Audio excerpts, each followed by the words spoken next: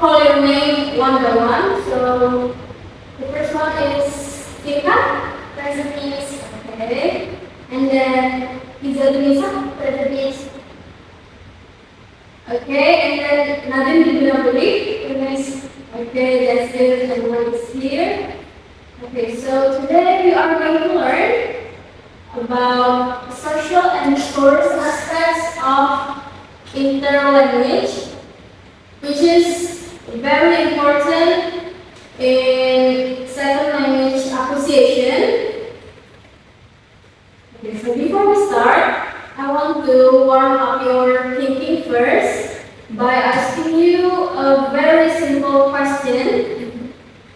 So I want to ask, when do you guys usually switch languages in your daily life? Please someone raise your hand. Okay. I switch my language in daily life when I'm with my older sister, because she's the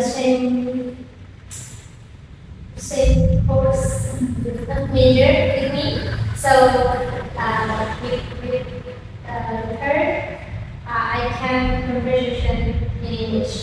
Oh, that's great. So you both are majoring in English literature, or No, for her,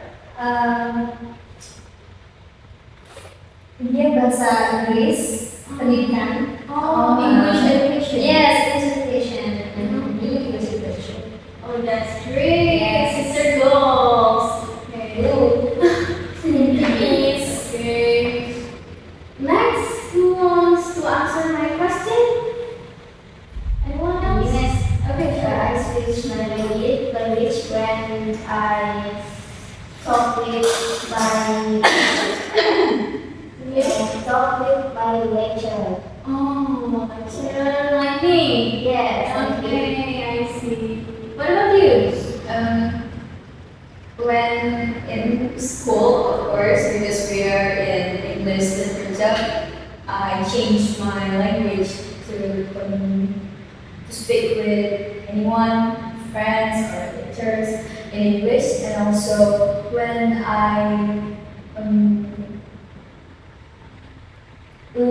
watch movies, like movies. so when I especially watching a movie in English, so my reaction also, I don't know, like just show as English reaction, like oh my god, That is so great. Okay, you guys' experience are definitely interesting because everybody has their own experience, right? Okay, thank you so much for sharing your special moment, your special experience. That's so great. Okay, I'm sorry. Okay, since you guys already connect to our topic, aka social and discourse aspects of interlanguage. Okay, so basically, interlanguage isn't about grammar itself, but it is also about social situations and how we manage real life or just real communication between each other, like me as a lecturer and you guys as my students. Okay? So before we actually begin to our material, let me give you a short recap of interlanguage. So interlanguage is basically the language system that appears between your first language and your target language. So it changes as you learn more, and it also shows your creativity as a learner itself. Okay? So let's move. Let me tell you guys one more time. What is interlanguage? So it is a system between learners, native and target language. For example, your Indonesian and your English. Yeah. And then it is dynamic and evolving, so it changes with experience. So, for example, day by day you may experience new thing, new stuff, or like new occasions. So of course it may involve in your real life situation, right? And then the key concept is second language acquisition or SLA. This is the right one, interlanguage, okay? And it also shows learners' progress and creativity in learning as well. Okay, for the social and discourse aspects. Okay, so who wants to read the social aspects of interlanguage? Attention.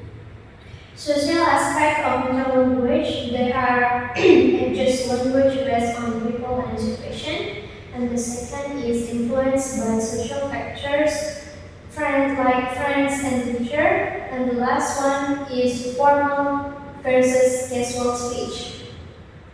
Okay, so it shows, right, that language use always depends on people and situations. So you speak differently to a lecturer compared to a friend. This includes politeness, identity, and speech style. Okay. For example, some learners say they feel like a more formal or confident person when they speak English. That is called identity shift. We can also see examples from real life, such as my roommate speaks English with foreign lecturers, but uses Indonesian with her friends, like that, which means this shows how social context shapes language choice. Okay, and for the discourse aspects of interlanguage, this shows how learners organize sentences and ideas, keep conversation flowing, and focus on meaning first, grammar develops later.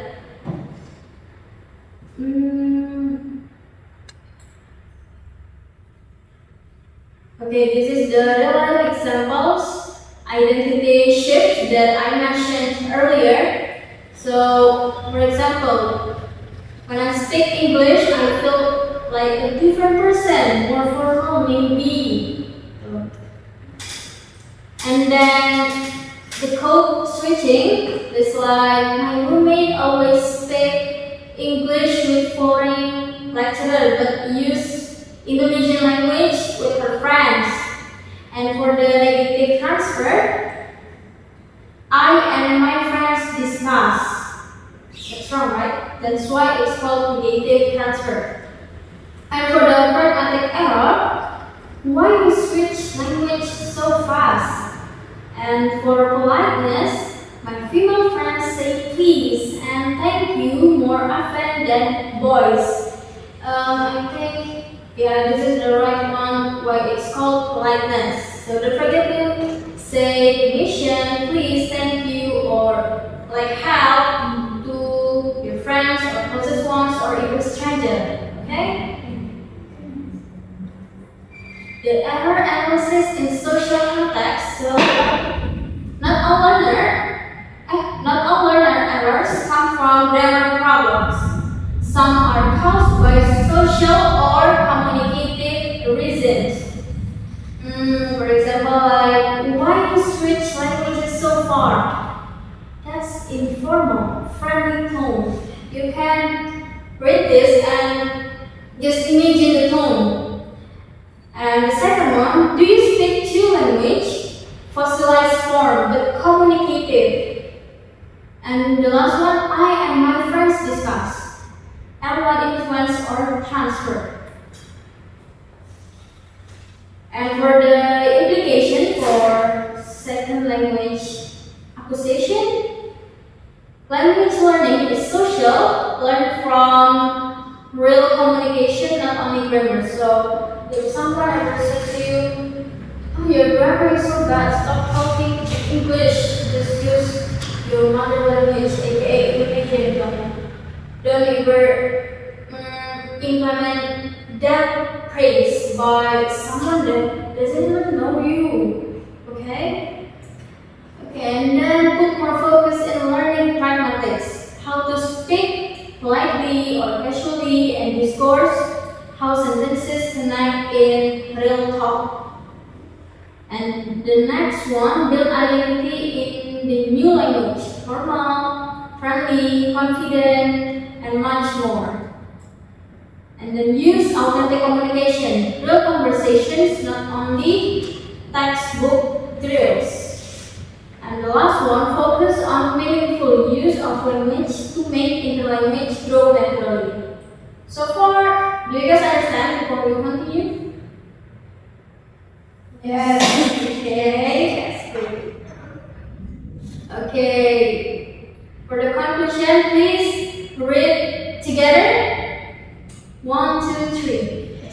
Interlanguage reflects how learners live and use language, not just how they learn grammar. Social aspect. Language use changes depending on context, relationship, and formality. Discourse aspect. Learners organize thoughts that create meaningful communication. These aspects show that language learning is social, interactive, and dynamic. Okay, that's great. So, no, we're not done. Okay, for the slide, as you guys can see, the I and my friends discuss in negative transfer and why you switch language so fast, pragmatic error. So I want you guys to make a group, like let's come together and discuss and identify what kind of social or discourse aspect appears in each example. Okay, let's go.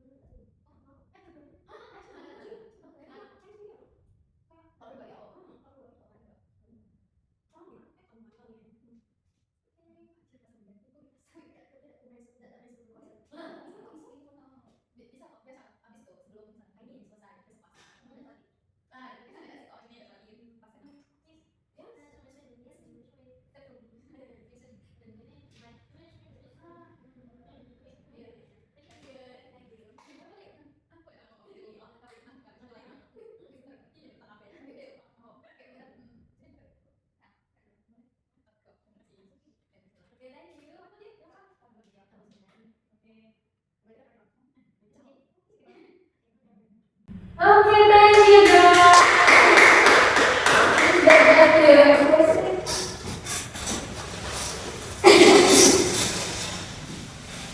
Okay guys, thank you so much for your hard work. Your analysis shows how interlanguage reveals pattern influenced by social roles and communication needs, and that's really important to implement in our real life situation because we need to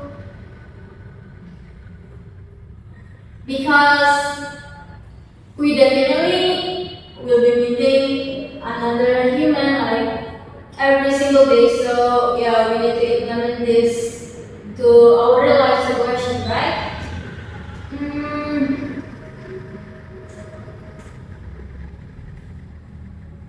Okay, since you guys have understood about my explanation that I explained earlier, I hope this material can be implemented in your real life, okay, as I mentioned earlier, okay? Thank you so much for your time and your dedication class.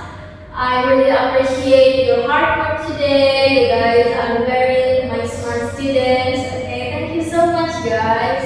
Thank you, me.